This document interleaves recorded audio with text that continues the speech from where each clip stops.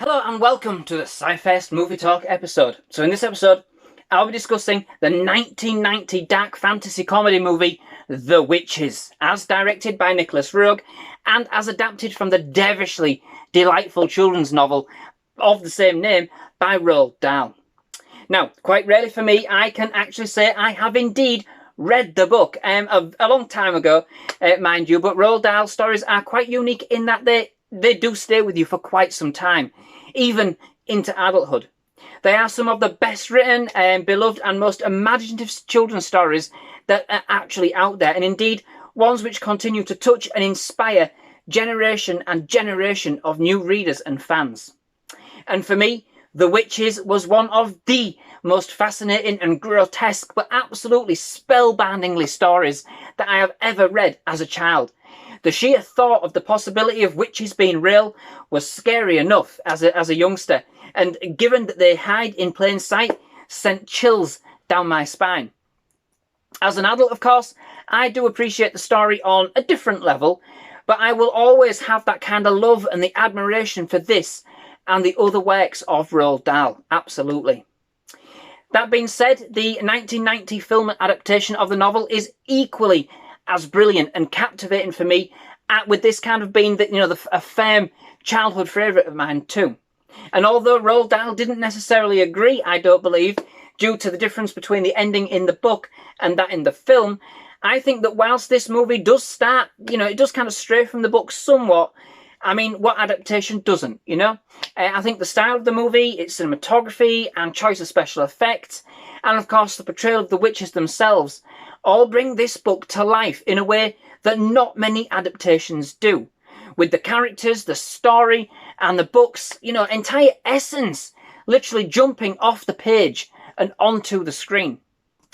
The movie revolves around a group of demonic creatures known as the Witches, and their need to kind of rid the earth of children who are, to them, the most foulest smelling and most repulsive creatures on the planet.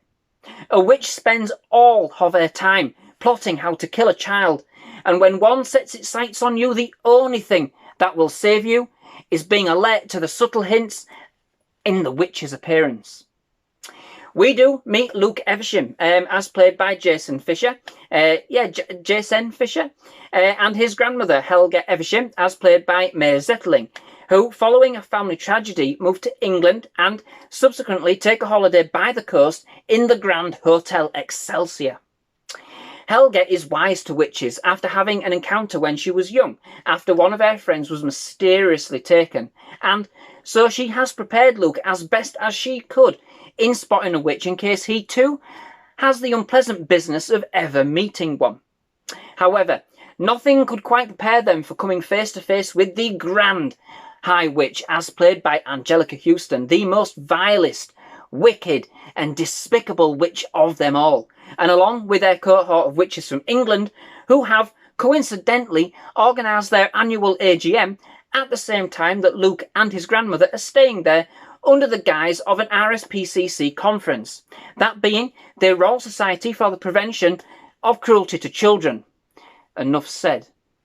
One afternoon, while trying to train his pet mice, Luke inadvertently finds himself stuck in the auditorium where the Grand High Witch is giving her speech, and he has her diabolical plan to rid the world of its children with a devilish plot to turn them all into mice using her latest potion, Formula 86.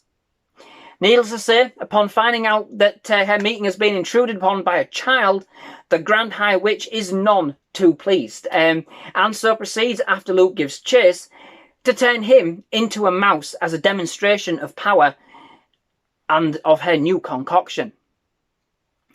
What she doesn't count on is Luke and his grandmother's tenacity to resolve to see the world rid of these foul creatures, and the fact that Luke is a mouse isn't going to let them stop them from setting forth a plan to see the end of the witch's despicable plan.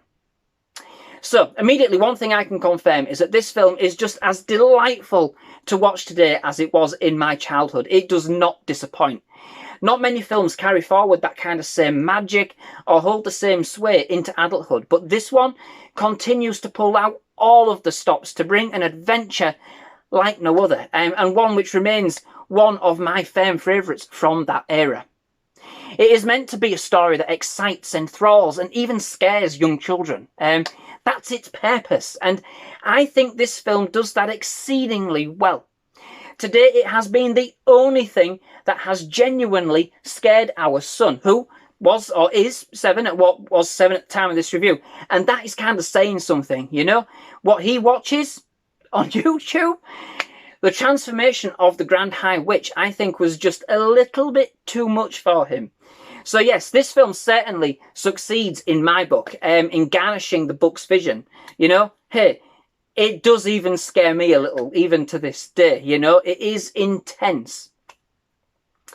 The movie isn't quite as vivid or as graphic as the book. It isn't even quite as dark, but it does a very decent job of repackaging the now timeless tale into an hour and a half runtime, you know?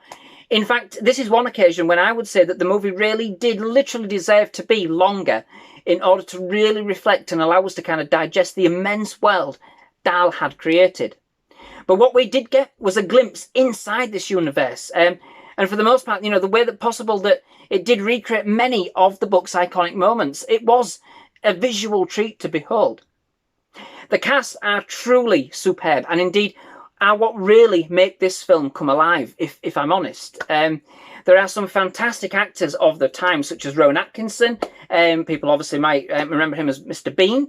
Brenda Blethyn, Jane Horrocks, Little Voice, I think she starred in, Bill Paterson, and even a glimpse of Michael Palin. You know, he's a witch, but beyond any doubt, you know, the standout role in this movie has got to be Anjelica Huston's portrayal of that Grand High Witch. Her performance throughout is simply exquisite, and her transformation into the hideous and repulsive but surprisingly demure Grand High Witch as she removes her disguise is both terrifying and delectfully sinister, and indeed the centerpiece of the whole movie.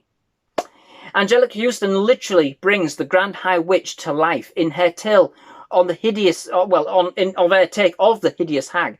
And she does it exuding so much style and finesse that even when she is the Grand High Witch, she carries forward such a real kind of regal and alluring quality that you just can't tear yourself away from. She certainly makes the whole process devilishly enjoyable, you know. I can just see, because I think that the original illustrations in the book was done by Quentin Blake, and you can just kind of see the Grand High Witch's picture illustrated by Quentin, and then Anjelica Huston. They are what you imagine when you read that book, you know. She is the epitome of the Grand High Witch. But, you know, full of absolutely brilliant theatrics from all of the cast. Certainly, it doesn't hang around, and it wastes no time in getting us acquainted with this world of witches, which is one of my only downsides to this movie, and indeed the book for that matter of fact. They tease and dangle this fantastic universe of possibility and intrigue at our door. And although both are detailed enough to serve their purpose, I can't help but feel thirsty for more. There is so much more to be told about the witches' history, Helga's encounters with them through the years, other ghastly stories on how they remove children from the face of the planet. Who will become the new Grand High Witch? My questions for this film have been endless throughout the years, but they have been so, since I was so very young. It is a universe you could well get so engrossed in and never leave. Why we never had a true sequel? Not the remake. I haven't seen that yet. I'm not going to comment on that. But I know what other people think of it. We'll leave that for you guys. For now, I do want to watch it. I've heard mixed things, but nonetheless, while we never actually got to expand on this universe, both from Roald Dahl's perspective or even from the film's perspective, the man boggles. But anyway, in terms of special effects, this is actually, and I didn't know it previously, partially a Jim Henson production, creator of The Muppets, no less. And so needless to say that we have a good amount of practical special effects, which whilst some perhaps, they don't stand up well today, they do still carry the kind of that same honesty, charm, and that love that, that they did back when this movie was first released. Those such as the prosthetics used for the Grand High Witch are still divine even now. They look so realistic, and I think that is, in course, part of the horror that instills us in all when we see her, just as it should be, you know. Some, such as the way the kind of film flips between live-action mice and puppets, it is very noticeable, but indeed still very charming, you know. It was, of course, adventurous back in the day, and at very least helps remind us that we are indeed watching a work of fiction, which does help settle the nerves. Either way, it is still a delightful treat to watch. The movie also has a delightfully playful soundtrack as well, with a kind of sinister twist, as penned by Stanley Myers, kind of just teasing your expectations for the moments which are about to follow. So, indeed, overall, once again, what a fantastic and totally spellbinding movie this is. A fan favourite from my childhood that more than stands up today as it ever did. You know, I've been looking forward to doing this review for so long. The little details that they have captured here are simply amazing. And although, like most adaptations, the movie doesn't, take everything from the book, it still does a scrumptious job of bringing Roald Dahl's characters to life. With one in particular, the Grand High Witch, being one of the most sinister but sublime transitions from book to film that I have ever had the pleasure to witness. I mean, imagine yourself as being a young child, being trapped in that room with all of those witches. Never mind the Grand High Witch. I don't mind saying I would have been terrified. To be fair though, it was amazing how similar it was to some of the functions I have attended in past hotels. But anywho, that brings me to the end of this episode. Sadly, I have enjoyed it, but many thanks for watching. I hope you've enjoyed it. But yes, thank you very much for watching. If you have enjoyed it, please leave a like. Please do hit that subscribe button for more movie reviews, trailer reactions, and other movie-related content. We've absolutely loved having you at SciFirst Movie Talk. We would definitely love to have you back. But most of all, thank you very much for watching. Goodbye.